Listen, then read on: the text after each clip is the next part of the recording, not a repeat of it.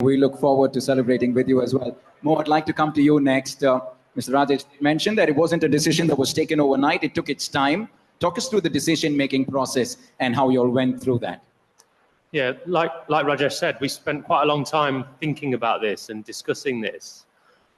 If I think back to Rajat more specifically, my discussions with Rajat went back to last season when we talked a little bit about his captaincy aspirations, just me trying to find out a little bit more about him.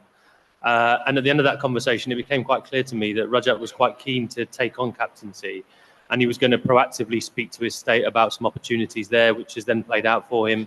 And we've been able to observe him in that environment. So I suppose planting some of those seeds a year ago was quite useful and quite important in terms of where we've ended up.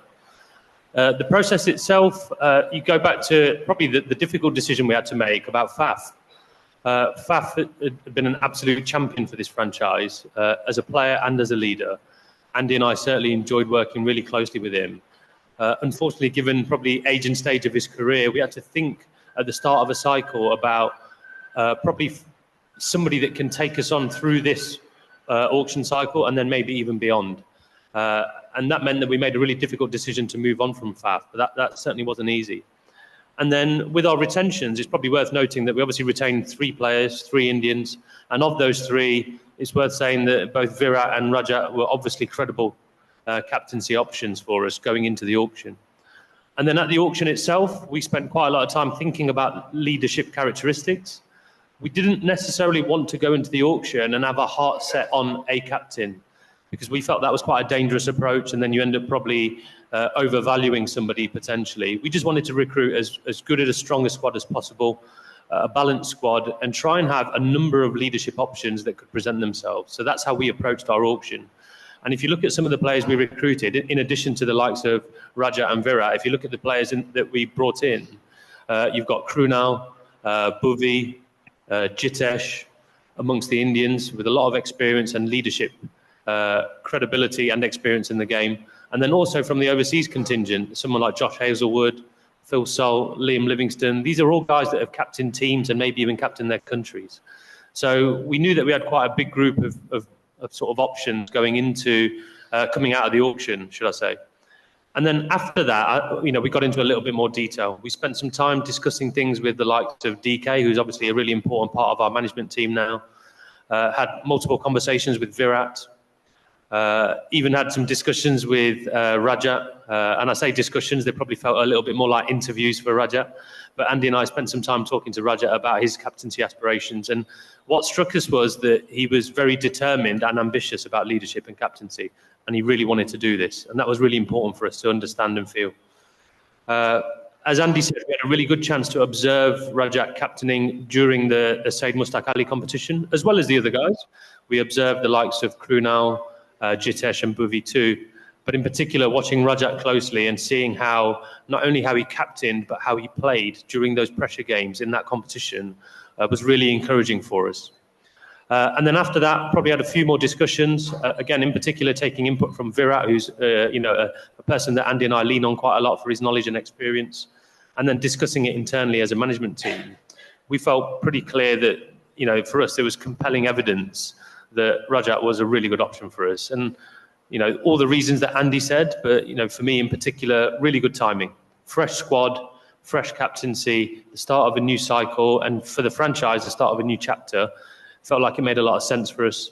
And then in particular for me, just reinforcing the points Andy made about Rajat's personality. He's calm, he's focused, and in particular, one of the traits I love most about him is he's very brave under pressure. And in those moments of games where the game's on the line, it's typically been Rajat throwing a few punches for us. And if he can take all of that into his captaincy, which I'm sure he will, and he certainly has done for his state, I think it will stand the team in really good stead. Thank you for that, Mo.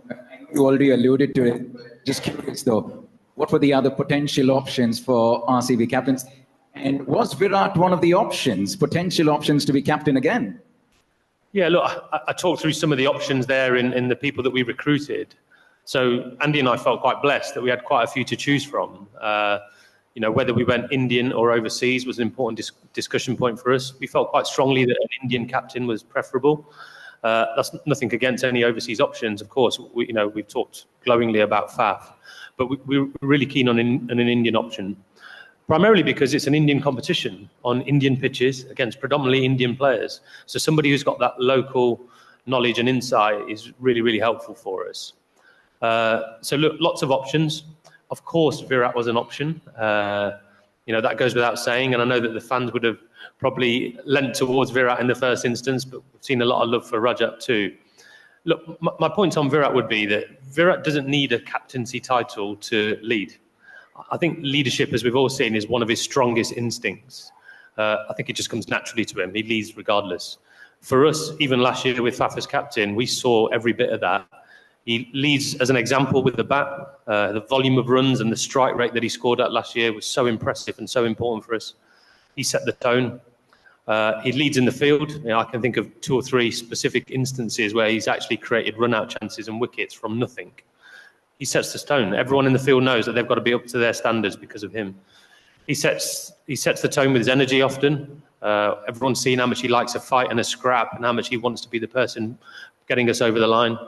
And then also the things that people don't see as much is his professionalism, the way he practices, the way he trains, his gym routines, his lifestyle, his nutrition. He's an example. So, look, I think everybody in the country and everyone in the world knows that Virat's a leader in every sense of the word.